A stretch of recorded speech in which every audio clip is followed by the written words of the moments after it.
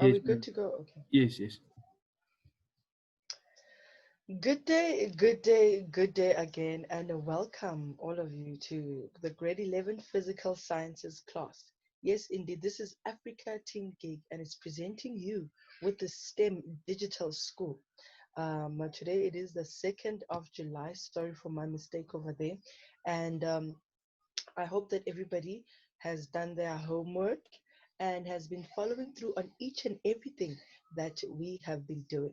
My name is Nonkulilego Matondo. As you can see my picture right there, I will be your teacher for physical sciences grade 11. Okay, just a few things that I'd like us to air out before we get everything started is that the physical sciences classes um, today we're going to be doing applying Coulombs law and electric field. So what is happening in this chapter is that because I will show you guys just now, I've merged these two topics together because applying Coulombs law has a lot of calculations, and I'll let you guys know why we cannot do a lot of calculations at this moment. Just reminding you that I'm working from the Oxford Successful textbook and the Siavula textbook, and which I got absolutely free from Snaplified. You can also get yourself some textbooks on Snaplified, not just for physical sciences, but for all your other subjects. And you can get them absolutely free. Just download the Snaplified application, and you can download all your textbooks up until the end of the year. They're going to expire after the 31st of December. So this has been done just for you guys, each and every one of you guys, to be able to have access to education and material during this time of the COVID-19. Guys, before we get started, uh, okay, we need to start with our homework. You guys remember our homework that I gave you guys yesterday? I hope that everybody has done it because it's important that you know what is it that you understand and what it is that you do not understand. I'm not going to dwell too much on the terms because the terms are there in all your textbooks, different textbooks, but they all have the terms like what's electrostatics. And instead, I ask somebody, what is electrostatics? Can someone give me an answer today? I hope so. If you do think that you've done your homework and you know what electrostatic is, please do send me a chat. Yes, that's how we communicate in this group. We communicate in chat. If there's any question, if there's anything, we send it into the chat and I will respond to it. So please, guys, just do let me know what is your answer to the term of what is electrostatics because that was our topic yesterday. Okay, so while you guys are writing your answers, I'm going to continue. Okay, they say on number two, state Coulombs law. We are not going to state Coulombs law. I'm not going to give you the answer to that because that is also in your book, something that you should already know what is Coulombs law. And so my answers are going to start from number three. Okay, it says that on figure 4 shows two polystyrene spheres, A and B. They hang on a thread of cotton, which is an insulator. Each sphere is covered with graphite, which is a conductor of electricity. Yes. So there is your sketch that you have right there. Diagram for question 3. Then they say, is the electrostatic force on the sphere attraction or repulsion? Okay. So what we're going to get there, it's going to be attraction because these two, they keep coming and bumping into each other, bumping into each other. So this one is an attraction. Okay. Are you guys with me? Are you guys still typing your term for electrostatics? Come on, guys. Just one person, just let me know what is your definition of electrostatics. Okay. So the number two, it says the magnitude of charge on A is twice that of charge on B. Okay. So as you can see here, they wrote 2Q and here they wrote Q. And then it says if the magnitude of the force on A is 4 times 10 to the power minus 3 Newton, what is the magnitude and direction of the force on B. Okay, so our answer here is going to be the same one. It's going to be 4 times 10 to the power minus 3 in the opposite direction to the force on A, towards A or to the left. Do you guys understand? So the same force is just going to be in the opposite direction. Okay, let's see. I think we've got someone who got for us a great answer there. Oh, okay. Electrostatics is the study of electric charges or fields opposed to electric current. Very great there. Thank you so much. Indeed, that is our definition of electrostatics. And thank you so much for engaging my sister. So now we're moving on. So on number 3.3, it says, name the law of physics that supports this answer. What is the law of physics? That is the Newton's third law. Okay, the Newton's third law. Okay, that's the one that supports the statements that we have just made here. Okay, and then I hope you guys are getting all these answers right, because this was your homework. And then on number 4, it says, if the distance between the sphere is halved, state and explain what the magnitude of the electrostatic force will be. Okay, so if the sphere is halved, state and explain what magnitude of the electrostatic force will be. So here they say the magnitude of the electrostatic force will be 1.6 times 10 to the power minus 2, which is 4 times as large. And why is that? The force is inversely proportional to the distance between the charges. And as you can see here, we always have the formula to actually explain what it means, because like I always told you guys, once you know this formula, you will know the meaning of electrostatics, because it is the exact definition. Okay, force is inversely proportional to the distance between the two charges. Okay, and proportional to the charges. Okay, so it will be 4 times, which is 4 times as large. Okay, I hope you guys are with me. If there's somewhere you're getting confused, just send me a chat and I will check it for you. Okay, so they say here, if the charges are at their original position and the magnitude of one of the charge is halved, what will the new magnitude of the electrostatic force be? So because it was 2, this one is going to, if it's half, then it's going to be 2 times 10 minus 3 divided by 2, and that is going to give us 2 times 10 to the power minus 3. Guys, these kind of questions, you guys need to get yourself into understanding, because they like asking such questions in your multiple choice. You might find such questions where they ask you things like that, a scenario like this, and they ask you if the charges are original position and the magnitude of one charge is half, what will the new magnitude? And they can give you answers, and it gets really tricky, especially if you do not understand how to do it. So that's why I gave you guys this homework, so that you guys can at least practice and see how to do this, because this one I know I also have done it in a multiple choice. So please, guys, learn this and know it. And yes, you are one way to becoming a physicist. Okay. So another thing that I want us to go and have a look at, and we always have to have a look at this to remind those that have just joined us who are new, um, of what is going on. Okay.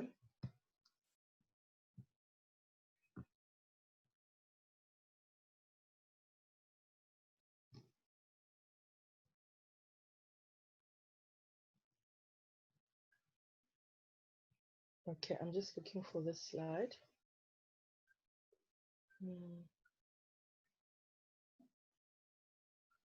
Okay, here we do. Here we got it.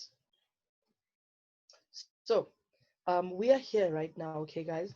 According to the amendment of the Government Department of Education for electromagnetism, they have removed all the calculations, okay?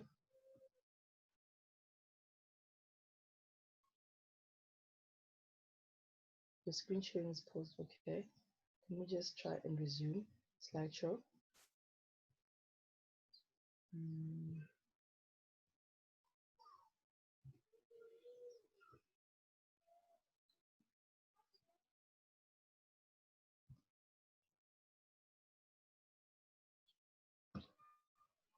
Okay. It seems I'm having difficulties with sharing the screen. It doesn't want to share. So, but it's fine. We don't have to share it.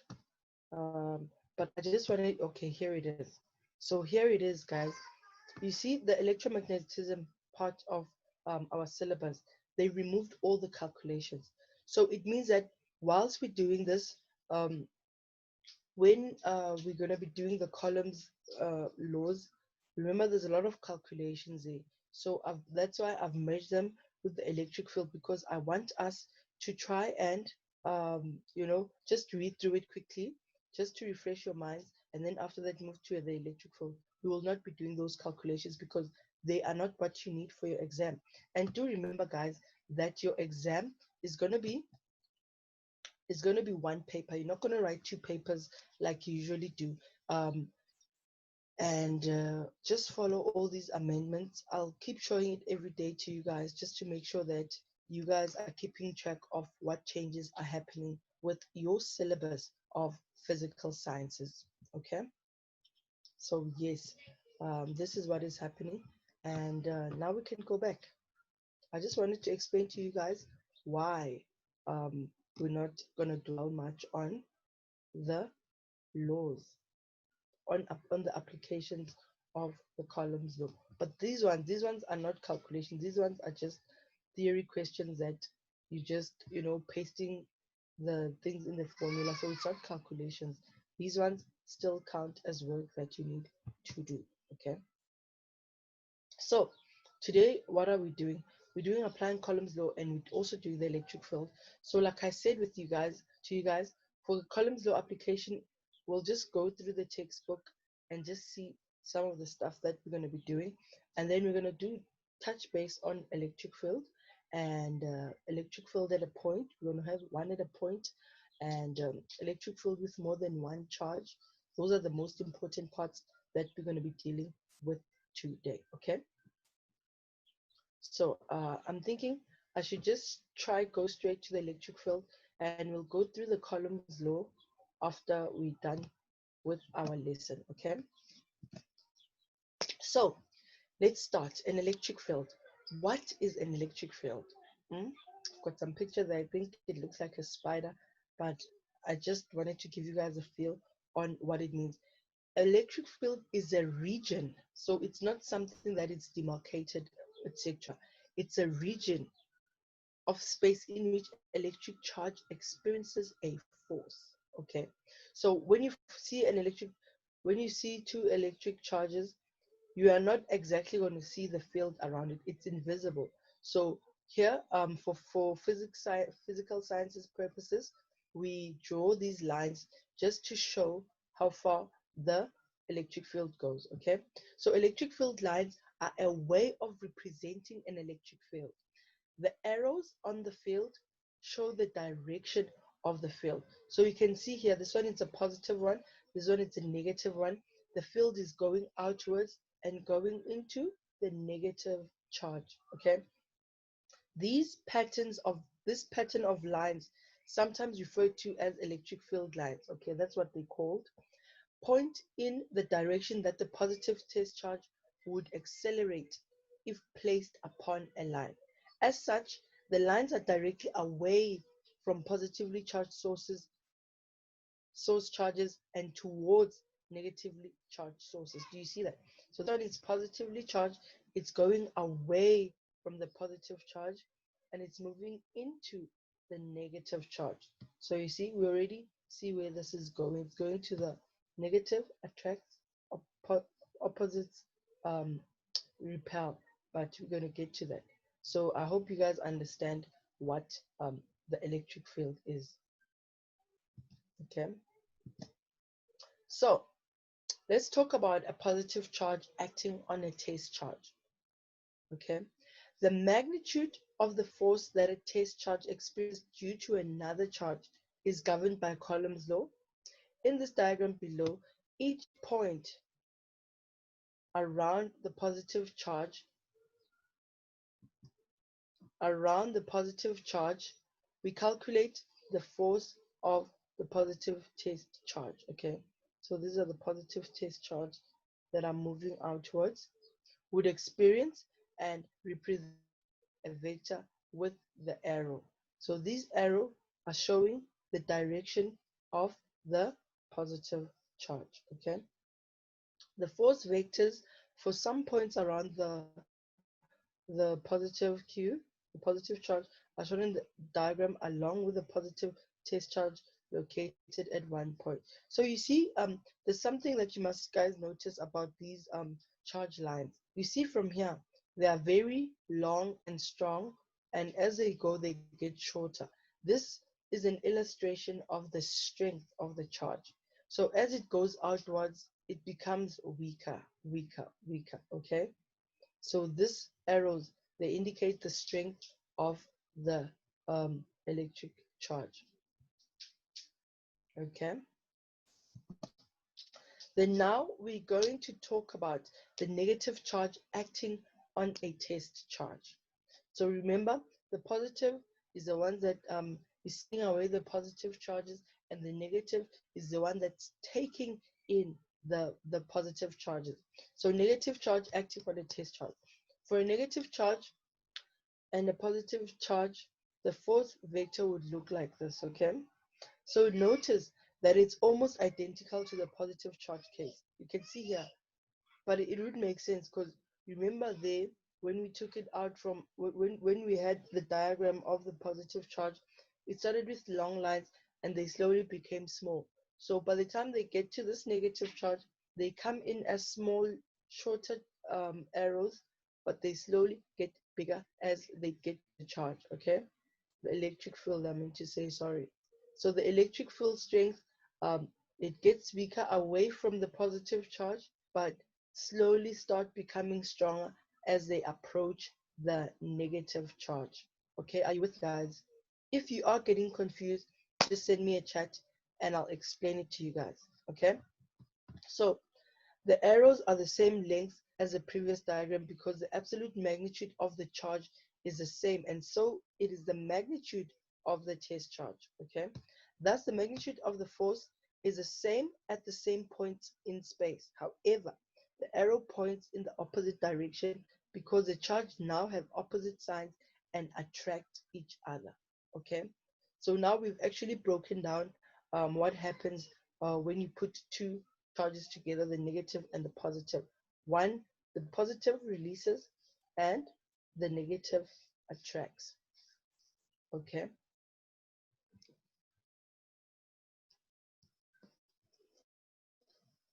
let's move on.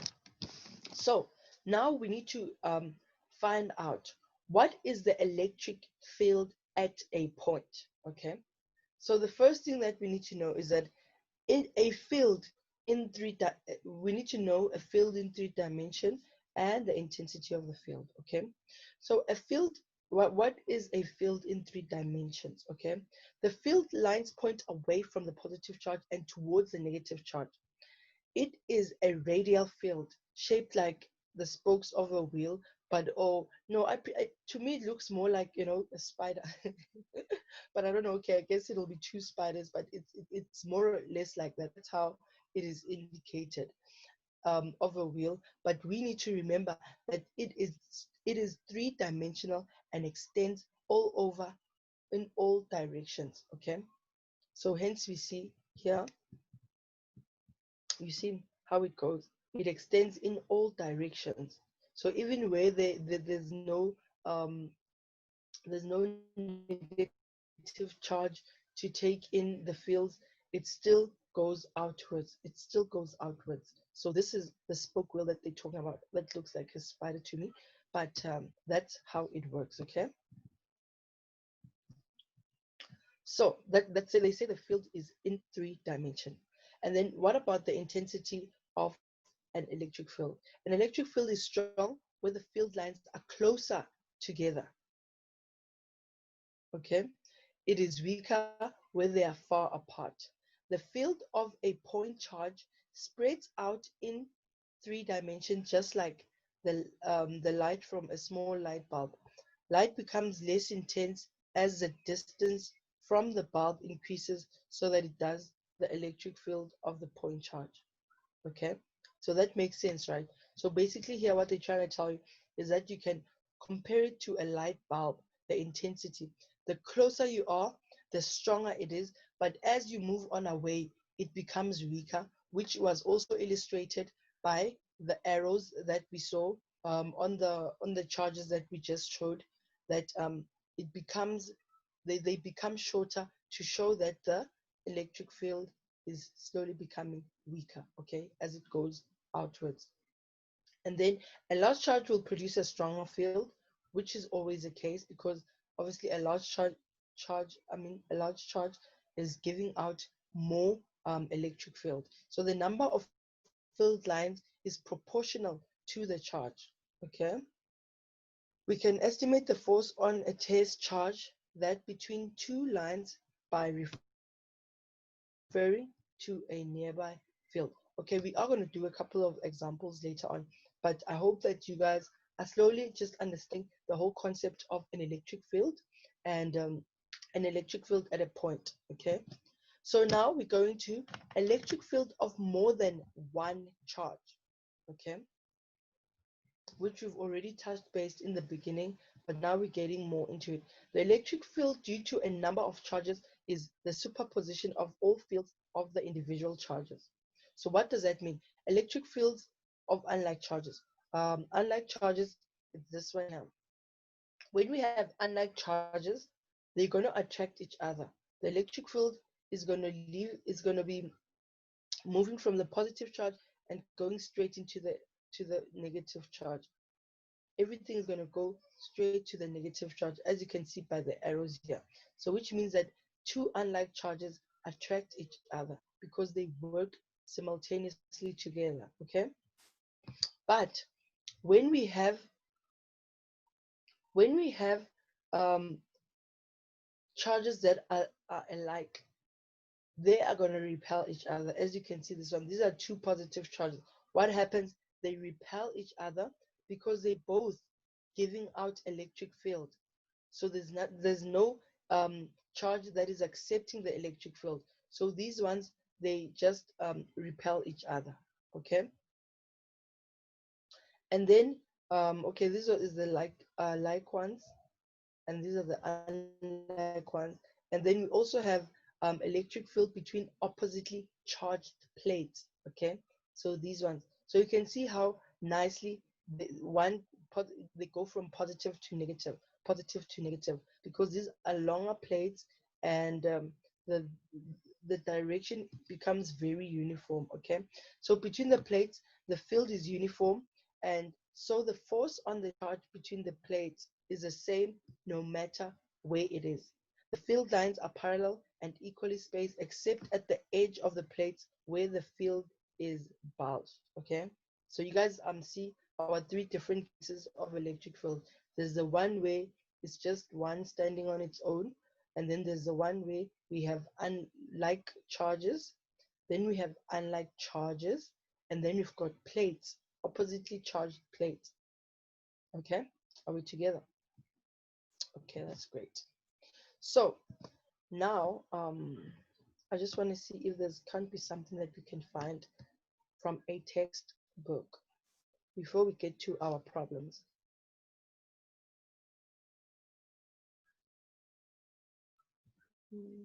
There's actually more charges that we can find. You see, there's all different types of charges that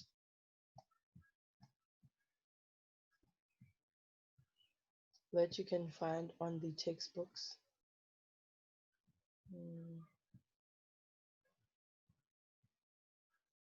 So you see here, there's charges of different magnitudes. You see how interesting it is? They will still work, but um, when the magnitudes are not equal, the larger charge will influence the direction of the field line more than if they were equal. So you see what happens. The field lines are much dependent on this larger charge. Okay. So for example, here, where the positive charge is much larger than the negative charge.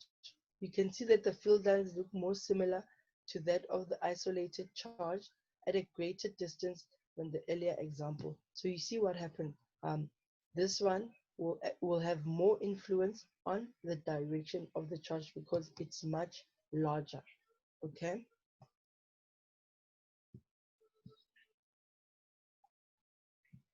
Okay. So let's quickly go to our problems. Got a couple of example questions that I'd like us to go and see. Okay, so when you check into your Oxford Successful textbook in Activity 1, yes, we are going to have homework from this, but I want us to do some of the problem just for you guys to, get into the feeling to test yourselves if you guys actually understand. So the first question is saying, explain what is meant by electric field line, test charge. Um, okay, can someone give me an answer to this one, test charge? Because I think these two were well explained, but this one, does anybody know what is a test charge? If you do, please drop me a chat of what is a test charge. And if that happens, I'll be able to start doing these problems on number 2. Come on, guys, let's do some work. What is a test charge? Okay, so on number 2, what they ask is draw the following electric field diagrams. Okay, so surrounding a negative point charge. The second one is surrounding 2 negative point charges. Number 3 is surrounding 2 unlike point charges. So negative charges on the left. Okay, so these are the ones, and I need you to give me the answer in order for me to give out the answers to number 2. So this is, I'm negotiating the answer. Okay, so if someone can give me the meaning of a test charge. Okay, I'm not going to give out answers to number 2 until I get that answer. Come on, guys, let's work. And then on number 2.4, it says, um, between 2 oppositely charged plates with the upper plate being negatively charged. So this number 2, it's basically about drawing the different plates. Okay. And I will be able to show you guys once somebody sends me the answer to what is a test charge.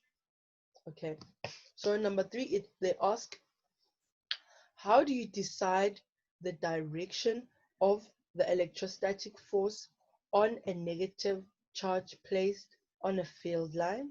That's the first one. Between 2 field lines. So how do you decide the direction of an electrostatic force on a negative charge? Of a negative charge placed on a field line and between 2 field lines. Come on, guys, are you there? Let's work. Anybody got the answer to what is a test charge? Okay. So on number 4, what they want to know, this one, I think it's also very simple, considering that we've been talking about the direction of the electrostatic force. Okay. Direction, which means they're talking about the arrows. Okay. And then on 4.1 says, name a shortcoming, disadvantage of an electric field diagram drawn on a piece of paper compared to the actual field. Okay. How, guys, nobody knows what is a test charge. Okay. So number 4.2, it says, how can you immediately see on an electric field diagram where the electric field is the weakest. Okay. And number 5.1, what is meant by the description of uniform field? 5.2, describe how to set up a uniform electric field. And number 5.3, it says explain whether the acceleration of charged object will also be uniform. Okay. Okay, I'll just continue going. Let's see number 2.1. While we wait for somebody to tell us what is a test charge.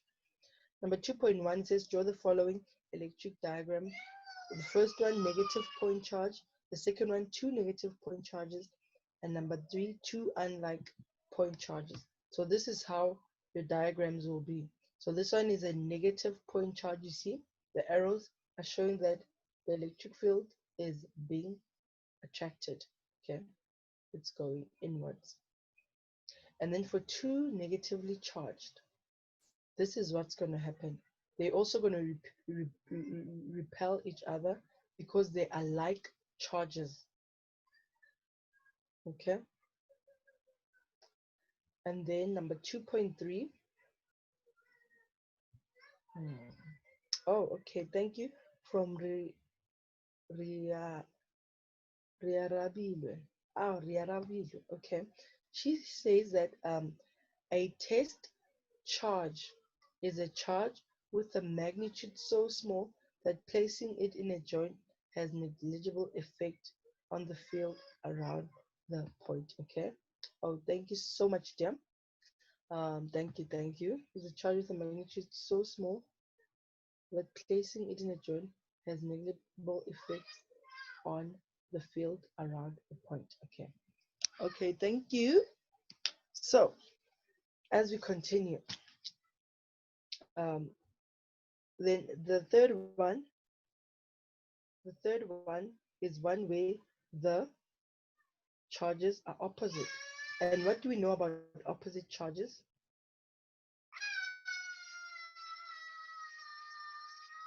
The opposite charges, they attract each other.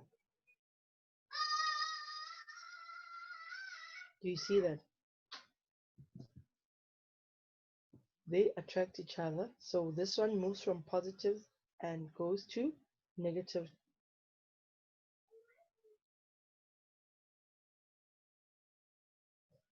Okay.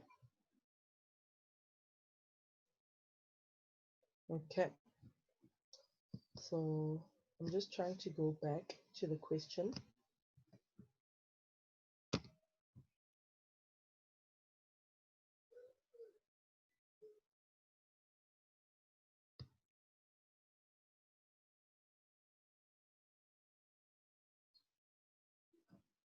Okay. So, ooh, I don't know what's going on. Okay. So,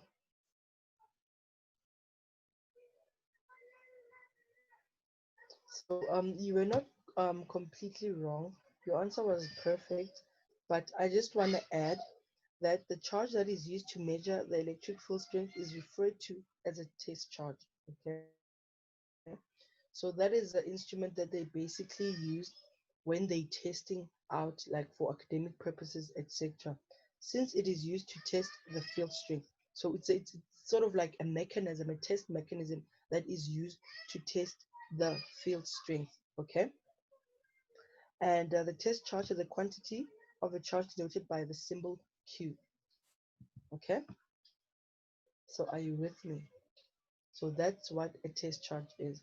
Oh, here's another one. It says small charge that is used to test or measure the magnitude and direction of the force in an electric field. Thank you so much. That answer is great. Rabiji, Rabile, your answer is also good, but it just had a bit of shortcomings. But basically, it's a test instrument that is used to test the electric field. Okay, thank you guys so much. Okay, so now we're moving on to number 2.4. Number 2.4 says draw the electric field between two opposite charge plates with the upper plate being negatively charged. You guys remember what that is, right? That is the two plates of electrostatic force on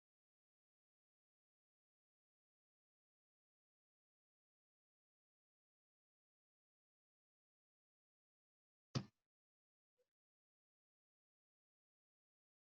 negatively charged okay.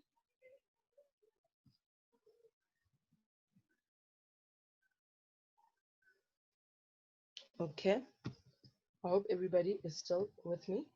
So that's what a test charge is. Okay, so number 2.4, here's our two plates that we have that are oppositely charged with the negatively charged one in the top. So you see, always guys, make sure that whenever you draw a diagram illustrating the charges and the electric field, the arrows are what makes your drawing, because they are the ones that's showing where is the electric field headed. Okay, so here you can see the electric field goes from positive to negative. So that is most important. Okay, so on number 3, they ask, how do you decide the direction of the electrostatic force on a negative charge placed on a field line? Okay. And then the second one, they ask, between two field lines, how do we decide? So the direction of the force is opposite to the direction of the field line. Okay, or the tangent to the field line. And then you decide on the direction by comparing the direction of two nearby field lines. So the direction of the force is opposite to the direction of the field line. Okay, are you guys good to go? Okay, no, that's great. So that is what you guys need to know. How to decide the direction of the electric field on a negatively charged to be placed. Okay. And then on number 4.1, it says, name a shortcoming, which is a disadvantage, of an electric field diagram drawn on a piece of paper compared to the actual field. Okay, this one I think it's easy to understand, because I mean, drawing it on a piece of paper and the actual thing, it's not the same. It's not the same. The electric field is weakest. An electric field diagram on a piece of paper is in 2 dimension, whereas in reality, the electric field is in 3 dimension. It's all around. Okay. I hope you are still together in this. Okay. And then they ask, what is meant? How can you immediately see on an electric field diagram where the electric field is the weakest? Okay, this one is simple as well. Remember the arrows, and you can also learn to denote it with your arrows. They become shorter as it moves outwards. Okay, the electric field is weakest where the field lines are the furthest apart. So as it goes out, remember, the field lines start becoming more and more apart and becoming shorter, which shows that the electric field is becoming weaker. Okay, so what is meant by the description uniform field, and describe how to set up a uniform electric field. And number 5.3 says, explain whether the acceleration of a charged object in a uniform field will also be uniform. Okay, this is your homework. Okay, can you guys please do this number 5 for me? We've done most of it, guys, so, and you guys have done well, and I really appreciate that. So I'd like you guys to do these 3 questions, and we'll do them tomorrow in the beginning of the class. Okay, we'll go straight to that. And oh, tomorrow I'll also try to go roughly, or I can just see if I can do it now, but we're out of time. We can quickly do the application of the Coulombs law tomorrow. I'll start with it. At least we are done with this section. Okay, so tomorrow we'll quickly start with the question of the homework, and then we'll do the application of the Coulombs law. But that one is not going to be a lot, because it's basically questions. We're just going to read through it. Okay, thank you guys so much for joining me in this class. This is the grade 11 physical sciences. My name is Nonkululeko Madondo. I forgot to write my email address here, but it's T for Thomas, 33T for Thomas, NDLOVU at gmail.com. So it's T33 ndlovu at gmail.com. If you have any queries and you'd like to talk to me, I'm also on LinkedIn. It's on Trio Madondo on LinkedIn. You can also get me there. But nonetheless, thank you guys for a beautiful class. Catch us again. Let's come to class again tomorrow at 11 o'clock and do some more physical sciences. Thank you guys so much and goodbye. Don't forget to do your homework.